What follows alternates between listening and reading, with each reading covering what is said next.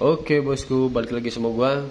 Jadi gue di sini sekarang mau jawab pertanyaan dari mungkin salah satu subscriber gue ya bosku. Dan pertanyaannya itu seperti ini. Dan itu panjang banget pertanyaannya ya bosku, makanya gua agak bingung juga ya kalau mau ngetik ya.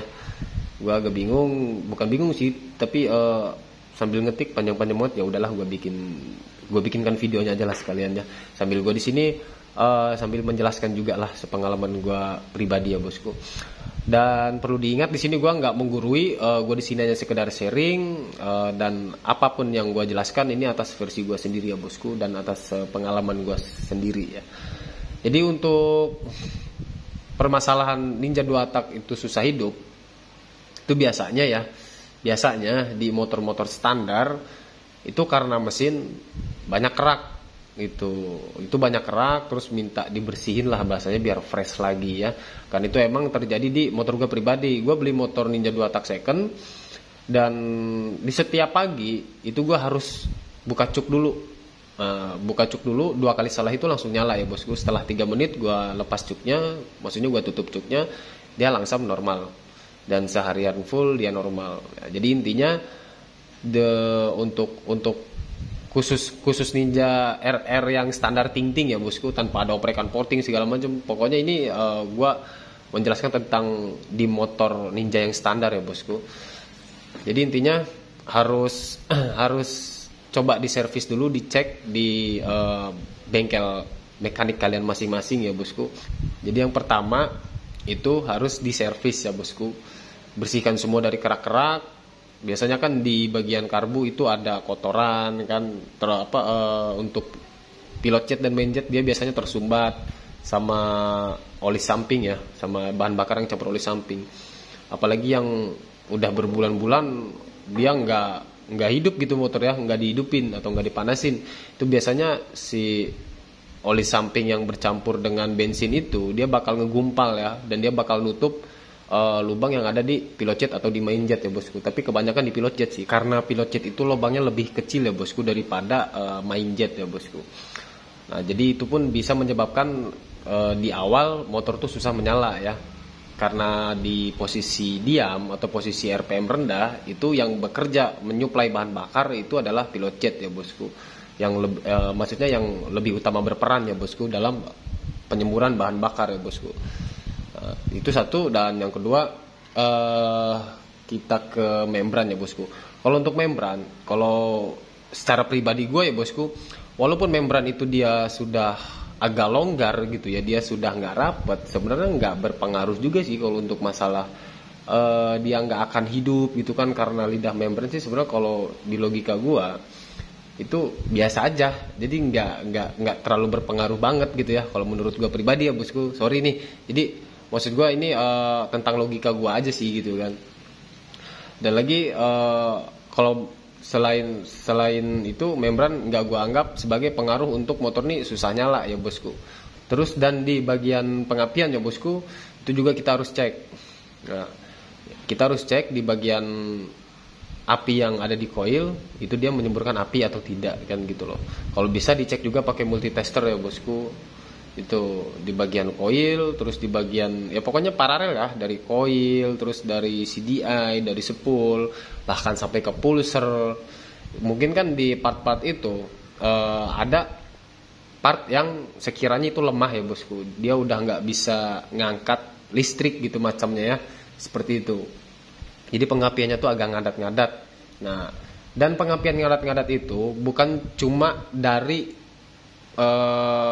paralel dari part-partnya aja nih bosku, seperti CDI, coil atau spool. Bukan hanya itu, yang bikin ngadat pengapian pun atau pengapian mati total pun itu ada satu lagi, sepi magnet ya bosku. Sepi magnet kalau patah itu bikin pengapian ngadat, bahkan bisa nggak ada apinya sama sekali itu. Jadi kalau misalkan sekiranya bosku ini cek di bagian spool, spool api yang langsung dari bawah gitu ya, dari magnetnya itu dia mengeluarkan api tapi ngadat, jadi lebih baik dibuka aja di bagian magnetnya, dicek dulu di bagian spinya dia patah atau enggak kan gitu loh. Kalau memang tidak patah, kalau memang dia normal, kemungkinan ada kelemahan di bagian spool api ya bosku. Ya logikanya seperti itu aja lah. Ini gue menjelaskan masih secara logika aja ya bosku. Jadi intinya gue di sini hanya sekedar sharing pengalaman gue pribadi ya, cara sedikitnya pengecekan gue ya ke motor yang benar-benar ngadat dan susah banget buat hidup ya bosku. Dan lagi di faktor lain itu ada di bagian seal kerak as ya bosku. Seal kerak as itu yang ada di kompresi bagian bawah ya. Jadi ya bosku paham ya, tahu ya, kerak as itu di tengah yang bulat. Itu kan dia ada sealnya ya kanan kiri. Jadi kalau seal itu dia udah lemah, maksudnya sudah longgar, dia nggak akan kuat nahan tekanan angin yang sekiranya nanti bakal muter di kerak as itu ya bosku. Jadi kalau misalkan kan soalnya di bagian kerak as itu ketika kita main selah gitu ya, atau kita main dorong masukin gigi itu kan dia sambil buka gas itu angin kan masuk, dia udara tuh muter semua ya di situ, di kerak as itu dia muter semua di situ. Tapi kalau si seal kerak as ini dia udah nggak kuat nahan kompresi bawah yang udara muter di bagian kerak as itu, maka si udara itu bakal keluar melalui celah-celah di seal kerak as itu ya bosku. Biasanya itu ada di bagian seal kerak as yang di bagian magnet, itu biasanya ada kebocoran, entah basah dari oli samping, maksudnya bahan bakar ini ya, bahan bakar yang bercampur bensin yang muter di kerak as biasanya keluar di seal-seal yang bagian magnet ya bosku. Itu sih cara ceknya gampang sih, yang penting di bagian situ basah ya berarti sealnya emang udah longgar ya. Ditambah lagi kalau bisa sambil disalah-salah, sambil diperhatikan itu seal kira-kira longgar atau tidak. Seperti itu bosku. Tapi yang susah ditebak itu biasanya yang kadang bikin orang simpang siur itu ketika mau cek seal di bagian primer ya bosku, di bagian primer sini, karena dia kan bercampurnya oli ya. Bercampurnya dia oli mesin di bagian mesin tengah sini. Jadi kalau di bagian seal yang sini, yang di bagian kopling, bagian primernya ya bosku, itu gampang-gampang susah nebak dia nih sisa lemah atau enggak gitu ya. Itu tuh gampang-gampang susah sih kalau menurut gua ya. Jadi intinya kalau patokan gua, kalau emang sekiranya motornya sudah maksimal semua, emang nggak ada yang rusak gitu, nggak ada yang lemah, nggak ada yang apa, ya gua nggak ada lain, gua ganti seal kan gitu. Gua sering dulu tuh begitu ya, tapi alhamdulillah itu ya fix atas keputusan gua sendiri ya gitu, dan alhamdulillah itu yang udah lewat ya, itu emang kendalanya di situ ya bosku. Tapi lebih baik dicek dulu di bagian luar ya bosku. Pokoknya fokus di bagian luar itu harus benar-benar fix. Kalau memang maksimal baru putuskan ganti seal kerak asnya. Karena apa? Karena seal kerak as Ninja itu mau gantinya aja dia harus belah mesin ya bosku. Itu maksud gua. Beda dengan Air-King misalkan. Kalau Air-King kan dicongkel dari luar pun kan masih bisa ya. Tapi kalau Ninja dia masangnya aja dari dalam bosku, dia nggak bisa dari luar. Jadi kalau mau ganti seal kerak as dia harus dibelah mesin. Seperti itu bosku. Dan jangan lupa juga nih, gue pernah ngalamin di bagian kontak ya bosku. Di bagian kontak nih gue pernah ngalamin. Jadi Ninja itu dia tuh lampu netralnya dia nggak nyala kan.